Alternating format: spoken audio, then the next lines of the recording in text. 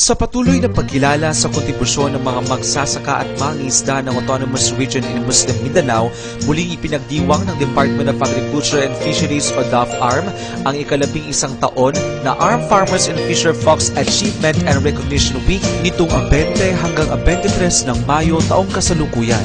Kabilang sa mga ihandang aktibidades sa okasyong ito ay ang ika-23 DAF Devolution Anniversary Celebration na sinimulan sa pamamagitan ng isang parada at maikling programa na pinangunahan ni DAFARM Secretary Atty. Macmod Mending Jr. Kasunod nito ang pagbukas ng trade fair at exhibit na nilahukan ng 5 probinsya ng rehiyon.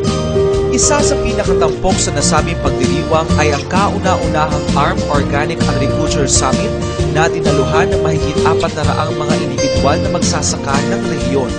Ilan sa mga tinalakay dito ay ang mga proyekto at programang pang-agrikultura, Organic Agriculture Product Standard, Good Agricultural Practices on Organic Farming, Halal Organic at Green Super Rice programs. Layunin nito na muling maipanumbalik ang natural na paraan ng pagtatanim nang hindi na gumagamit ng anumang kemikal o komersyal na pataba para sa mas malusog na pamumuhay. Ang halos 1,000 selebrasyong ito ay maituturing na paraan upang mas mapagtibay pa ng kagawaran ng agrikultura at pangisdaan ang kanilang ugnayan sa mga magsasaka at mangingisdang mamamayan ng ARMM. Mula sa Autonomous Region in Muslim Mindanao at Bureau of Public Information, ako si Mark Anthony Uy para sa The Working ARMM Government.